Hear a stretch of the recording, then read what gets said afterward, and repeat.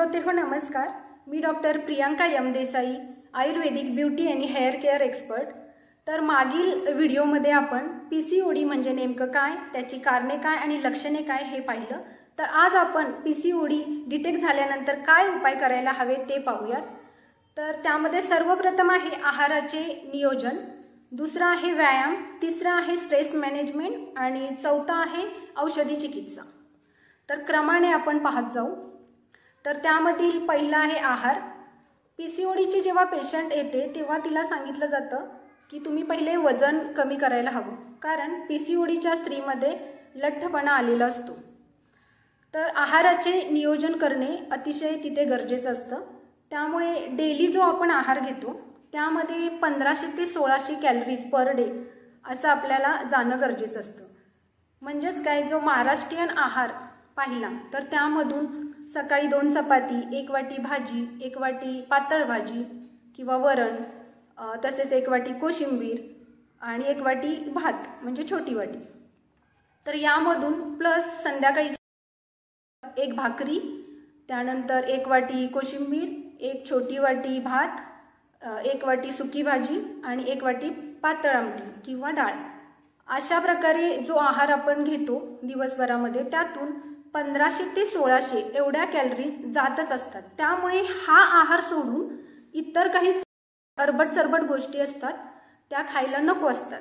पण बरेच जण काय करतात, हा आहार सोडूनही मध्ये स्नॅक टाईममध्ये पिझ्झा खाणं, बर्गर खाणं अशा गोष्टी करतात। त्यामुळे ॲक्च्युली वजन वाढतं, हार्मोनल इम्बॅलन्स होतो आणि पीसीओडी होतो। त्यानंतर आहाराविषयी बोलाल तर आहारामध्ये सध्या फास्ट फूड, जंक फूडचा खूप जमाना आलेला आहे। नॉर्मल आहार, हेल्दी डाएट सर्व लोक विसरलेले आहेत। त्यामुळे पीसीओडी ज्या स्त्रियांना आहे त्यांनी फास्ट फूड, जंक फूड उदाहरणार्थ pizza, burger, Maggi, package food खायला नको आहेत। पूर्णपणे त्यांनी ते टाळायला हवं। ताजा साधा घरातील आहार रोजचा जो असतो तो घ्यायला हवा। त्यानंतर दुसरं आहे की आपल्याला जे रिफाईंड शुगर भेटते, तर रिफाईंड शुगर म्हणजे काय, तर रासायनिक प्रक्रिया केलेली साखर असते। तर ती आहारामध्ये अजिबात घ्यायची नाहीये। त्याच्याऐवजी तुम्हाला खांडसरी शुगर भेटते किंवा पतंजलीची इक्ष्यू शुगर, बुरा शुगर या नावाने आहे ती भेटते, ती घेऊ शकता तुम्ही। किंवा मधुर कंपनीची सल्फर फ्री शुगर आहे ती घेऊ शकता। किंवा काही पर्यायच नसेल तर तुम्ही मोठीवाली जी खडी साखर असते ना ती बारीक करून ती वापरू शकता।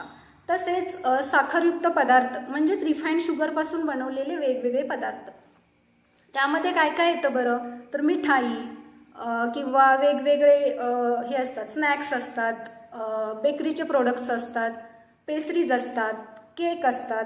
हे सगळे पदार्थ रिफाईंड शुगर वापरून बनवलेले असतात, ते पूर्णतः अवॉइड करायला हवेत। त्यानंतर रिफाईंड ऑइल, आजकाल रिफाईंड ऑइल भरपूर प्रमाणात वापरले जात आहे।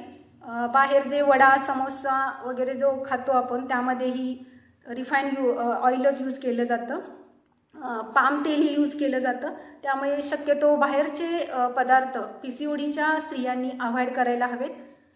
त्यानंतर अजून एक गोष्ट सांगायची की गाईचे दूध, गाईचे म्हणजे कोणत्या वापरतो आपण, जे बाहेर भेटतं ना ते जर्सी गाईचं असतं, तर त्याच्याऐवजी तुम्ही देसी गाईचे दूध वापरू शकता। A2 मिल्क नावाने भेटतं ते दूध, तर ते वापरू शकता। आणि जर पर्यायच नसेल तर तुम्ही आपले म्हैशीचे दूधही वापरू शकता, पण शक्यतो जर्सी गाईचे दूध वापरू नका। त्यानंतर दूध आणि फ्रूट एकत्र खाणं हेही विरुद्ध आहार आहे, तोही खाऊ नये। त्यानंतर मैदायुक्त पदार्थ, मैदा किंवा मैद्यापासून बनवलेले वेगवेगळे पदार्थ खाऊ नयेत, त्यानेही वजन वाढतं, पीसीओडी होतो। अशा प्रकारे पीसीओडी ज्या ज्या स्त्रियांना आहे त्यांनी खाऊ नये हे म्हणण्यापेक्षा सर्वच लोकांनी पाळलं तर कोणालाही हार्मोनल इम्बॅलन्स होऊन स्थूलपणा येणार नाही प्रत्येक लेडीजला, आणि पीसीओडी होणार नाही। याकडे सर्वांनी लक्ष देणं अतिशय गरजेचं आहे। म्हणजेच आहाराने 70 ते 80% आजार पीसीओडी हा आहाराने नुसता क्युअर होणारा आहे। ठीक आहे। त्यानंतर आहारामध्ये डेली रोजचा आहार तर आपण घेतोच आहोत, त्याच्यासोबत सॅलड, कोशिंबीर किंवा फ्रूट्स आहारामध्ये डेली आहेत, जे बऱ्याच जणांच्या नसतात। बाहेरचं स्नॅक टाइम कमी करून आपण हा आहार घ्यायला हवा। तसेच डेली दूध घेतलं तरी बरं राहील. तसेच ड्रायफ्रूट घेऊ शकता तुम्ही. ड्रायफ्रूट आता बऱ्याच जणांना सवय असते की चहा कॉफी ही सकाळी उठलं की पहिलं चहा किंवा कॉफी, ती पण सल्फरयुक्त शुगरनेच बनवलेली असते. त्यामुळे सल्फरयुक्त शुगर म्हणजेच रासायनिक प्रक्रिया केलेली जी साखर असते व्हाईट कलरची एकदम, तर ती पूर्णतः बंद करायला हवी. त्याच्याऐवजी तुम्ही रात्रभर पाण्यामध्ये भिजवलेले 4 ते 5 बदाम खाऊ शकता. ओके, हे झालं आहाराविषयी. हां, अजून एक सांगायचं होतं की त्यासोबत आपण दिवसभरामध्ये आहार घेतो त्यामध्ये प्रोटीन डाएट ही घ्यायला हवा. म्हणजेच काय, कधी कधी कडधान्य घ्यायला हवी किंवा उकडलेल्या उसळी असतात किंवा मोठी वाटी डाळ, छोले असा प्रोटीनयुक्त आहारही पीसीओडीच्या स्त्रियांनी घ्यायला हवा. तर अशा प्रकारे आपण आहाराचे जर योग्य नियोजन केले तर बऱ्याच प्रमाणात पीसीओडी कव्हर होऊ शकतो. हे झालं पहिलं आपलं उपाय काय आहे त्यामधला आहार. दुसरा आहे व्यायाम. तर व्यायामामध्ये म्हणाल तर बऱ्याच जणांना वजन वाढलेलं असतं त्यामुळे व्यायाम करा असं सांगितलं जातं. तर बरेच लोक बोलतात आम्ही चालायला जातो, धावायला जातो. ठीक आहे, काही न करण्यापेक्षा तेही बरंच आहे म्हणा. पण त्यासोबतही सांगितले की ॲरोबिक आणि अनॲरोबिक एक्सरसाइज. म्हणजे काय, ॲरोबिकमध्ये उडी मारणे म्हणजे स्किपिंग बोलतो त्याला, उड्या मारणे, धावणे, चालणे, झुंबा असेल किंवा स्पोर्ट्समध्ये खेळणं असेल, हे सर्व असतं ते ॲरोबिकमध्ये. ह्यानं काय होतं, आपलं हार्ट आणि लंग्स हे निरोगी राहतं. बरोबर. तर अनएरोबिक हा प्रकार असतो, त्यामध्ये जिम म्हणजे वेट ट्रेनिंग येतं. जे जिममध्ये, पण जे जिममध्ये लोक स्त्रिया जाऊ शकत नाहीत ना, त्यांनी घरच्या घरी तुम्ही हे करू शकता, उंच उडी वगैरे मारू शकता किंवा क्लंचेस, प्लँक असे वेगवेगळ्या प्रकारचे व्यायाम तुम्ही करू शकता किंवा जोर बैठका त्याही करू शकता. कारण जिमला जाणं सर्वांनाच, काही सर्व स्त्रियांना शक्य नसतं, त्यामुळे हेही करू शकता. तर त्याने नेमकं काय होतं, अनएरोबिक एक्सरसाइज हा पीसीओडीसाठी अत्यंत महत्त्वाचा त्या स्त्रीसाठी एक्सरसाइज आहे. तर का बरे, तर त्यामध्ये मसल ॲक्च्युली स्ट्रेच होतात. मसल स्ट्रेच होतात आणि आपले मसल असतात त्याच्यावरती इन्सुलिन रिसेप्टर असतात. पण पीसीओडीच्या स्त्रियांमध्ये हे इन्सुलिन रिसेप्टर असतात ते निकामी झालेले असतात. त्यामुळे इन्सुलिन रिसेप्टर, या रिसेप्टरना चालना मिळण्यासाठी आपल्याला हे मसल स्ट्रेचचे व्यायाम करायचे असतात. हा अत्यंत महत्त्वाचा व्यायाम आहे. आता झालं ॲरोबिक अनएरोबिक. पण तुम्ही म्हणाल कोणत्या दिवशी करायचे, तर आठवड्यातले 5 दिवस तुम्ही अनएरोबिक करू शकता आणि उरलेले 2 दिवस तुम्ही ॲरोबिक करा. म्हणजे 5 दिवस डेली 30 मिनिट, कमीत कमी 30 मिनिट, जास्तीत जास्त 45 मिनिटं केला तरी चालतो व्यायाम. तर तुम्ही अनएरोबिक मधलं करू शकता. आणि ॲरोबिक मधलं जे जोर बैठका किंवा उंच उडी किंवा धावणे, चालणे यासारखे जे व्यायाम आहेत ते ॲरोबिकमध्ये, ते आठवड्यातून 2 वेळा करा. पण चालणे ह्याचा अर्थ नाही की रमत गमत जाणे, तर त्याच्यामध्ये तुम्ही फास्ट वॉकिंग म्हणजे brisk walking is important. Okay. त्यानंतर व्यायामाचं झालं. त्यानंतर बरेच जण काय करतात, सकाळी उत्साहाने उठतात आणि व्यायामाला लागतात आणि नंतर काय होतं की 1-2 आठवडे जातात आणि कंटाळा येतो, आळस येतो आणि ते पूर्णतः बंद करतात. असं न करता आळस कंटाळा हटवायला हवा. आणि किंवा असंही असतं की एवढा व्यायाम केला तरी 2-3 महिने झालं मी कंटिन्यू करते पण माझं काही वजनच कमी नाही.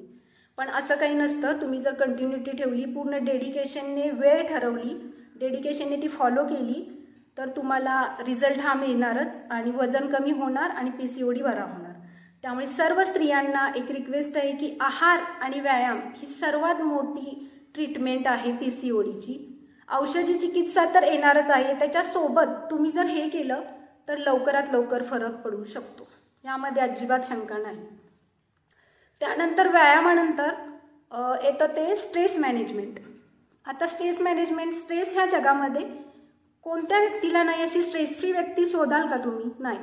प्रत्येक व्यक्तीला जगामध्ये स्ट्रेस आहे. काही ऑफिसचा असो, घरगुती स्वरूपातला असो, स्त्रियांना ऑफिस पण करावं लागतं, घरी सांभाळावं लागतं, स्ट्रेस असतोच. म्हणून त्या स्त्रियांनी डेली 15 मिनिट मेडिटेशन करणं गरजेचं आहे. कारण ह्या स्ट्रेसमुळे ॲक्च्युली काय होतं की एमसीवरती म्हणजेच मेन्स्ट्रुअल सायकलवरती त्याचा परिणाम होतो आणि हार्मोन इम्बॅलन्स होतो, वजन वाढतं आणि पीसीओडी होतो. म्हणजेच काय, स्त्रियांनी डेली 10 ते 15 मिनिटं स्वतःसाठी द्यायला हवीत.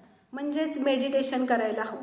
त्यानंतर दुसरं आहे 8 तास झोप महत्त्वाची आहे। रात्री लवकर झोपणे, सकाळी लवकर उठणे, ही गोष्ट PCODच्या स्त्रियांनी करायला हवी। तसेच 5 ते 10 मिनिट निदान निसर्गाच्या सानिध्यात घालवणं आवश्यक आहे। ठीक आहे। त्यानंतर स्क्रीन टाइम, बऱ्याच जणांना सवय असते की रात्री झोपेपर्यंत स्क्रीनवरती बसून राहणं, तर स्क्रीन टाइम हा आपल्याला कमी करायला हवा। त्यासाठी झोपण्यापूर्वी 1 तास पूर्णतः स्क्रीन टाइम बंद, स्क्रीन बंद, TV, मोबाईल, लॅपटॉप सर्व बंद। त्यानंतर व्यायाम, व्यायामामुळे बरं कसं स्ट्रेस कमी होतो, तर व्यायामामुळे शरीरातील एंडोर्फिन्स नावाचा हार्मोन वाढतो आणि एंडोर्फिन्स हे हॅप्पी हार्मोन्स आहे जे स्ट्रेस लेवल कमी करायला मदत करतात। ठीक आहे। त्यानंतर शेवटचं आपलं आहे उपायामधलं औषधी चिकित्सा।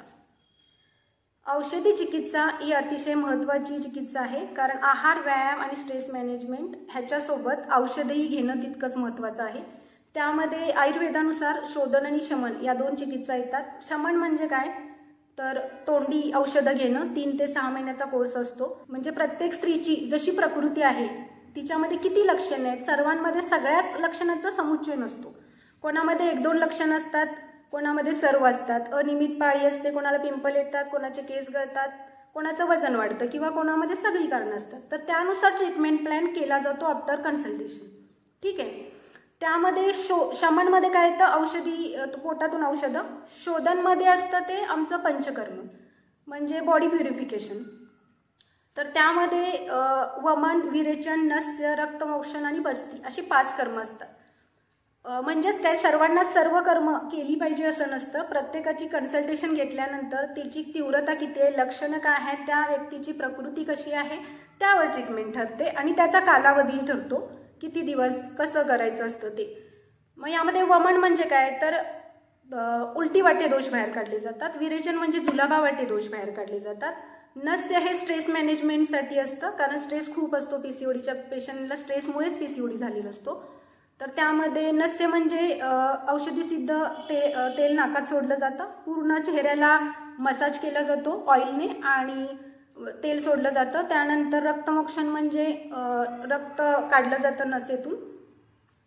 त्यानंतर बस्ती ही वात दोषाची प्रधान चिकित्सा आयुर्वेदामध्ये सांगितली आहे। अपनवायूची दृष्टी झालेली असते PCODच्या पेशंटमध्ये आयुर्वेदानुसार, त्यामुळे त्या वाताला नीट करणं गरजेचं असतं।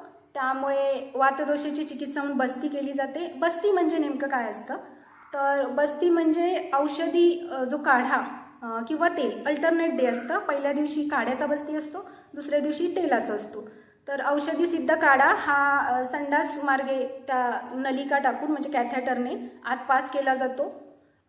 अशा प्रकारे 1 दिवस अल्टरनेट काढा आणि अनुवासन म्हणजे तेलाचा बस्ती असं दिलं जातं।